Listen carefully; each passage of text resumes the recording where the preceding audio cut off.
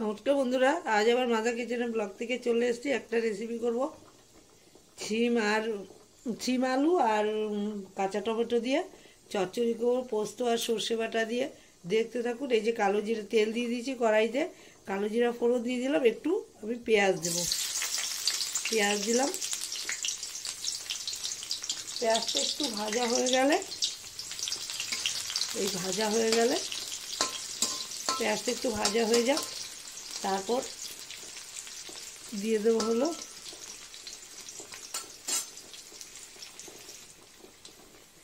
এবার দিয়ে দেবো, একটু ভাজা হয়ে গেছে, আলু দিয়ে দেবো। এই আলুকে লম্বা লম্বা করে কেটেছি,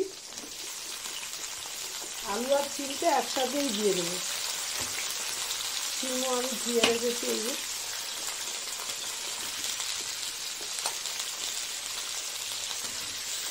কাঁচা টমেটো পরে দেবো, আগে দেবো না।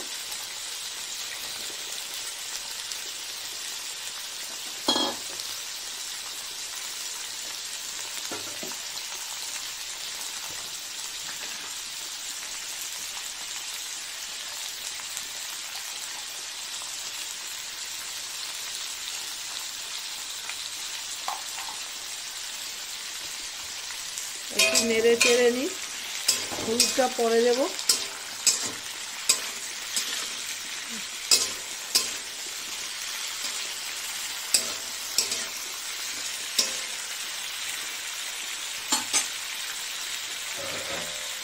একটু ঢেকে দেব, দিয়ে দেবো একটু হলুদ, খুব বেশি দেবো না, অল্পই দেবো। দিয়ে দেবো কাঁচা টমেটোগুলো, এগুলো একটু পেকে পেকে গেছে, কাঁচা এনেছিলাম, এনে একটু পেকে গেছে।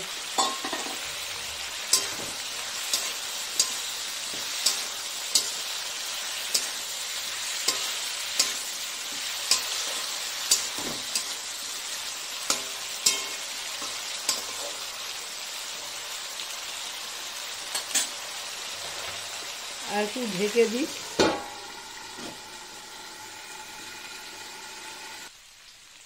আমার ছিম আলু আর টমেটোটা অনেকটাই নরম হয়ে গেছে, নুন হলুদ দিয়ে দিয়েছি। এবার পোস্ত আর সর্ষে বাটা, কাঁচা লঙ্কা বেটে নিয়েছি, এটা দিয়ে দিচ্ছি। একটু কষিয়ে নিয়ে, খুব বেশি জল দেব না, একটু কষিয়ে নিই। কষিয়ে নিয়ে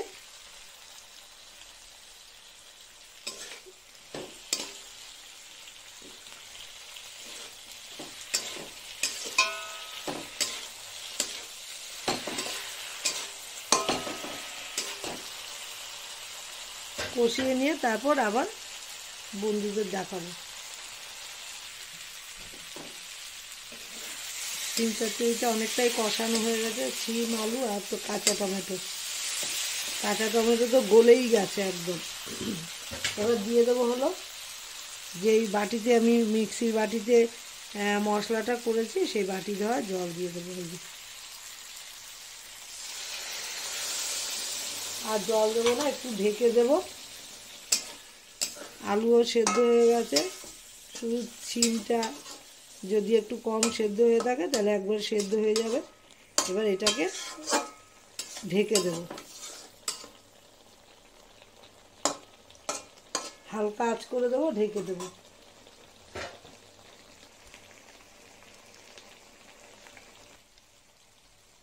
আমার এটা হয়ে গেছে অনেকটাই। এই যে আমি একটু চিনি দিয়ে দিলাম, মানে একদম সামান্য, 8-10 দানা, বেশি না। আর যারা খাবেন না তারা দেবেন না, কোনো অসুবিধা নেই। হ্যাঁ, যেহেতু পোস্ত আর সর্ষের রান্না, এই জন্য আমি একটু মিষ্টি দিয়ে দিলাম, সামান্য, একদম সামান্য, না দিলেও চলবে। আমার রেসিপিটা কেমন হলো বন্ধুদের কাছে আমার এই প্রশ্ন। ভালো লাগলে লাইক, শেয়ার, কমেন্ট করবেন, সাবস্ক্রাইব করতে একদমই ভুলবেন না। সবাই ভালো থাকেন, সুস্থ থাকেন, আমিও ভালো থাকলে ডেইলি কিছু না কিছু রান্না আমি দিই।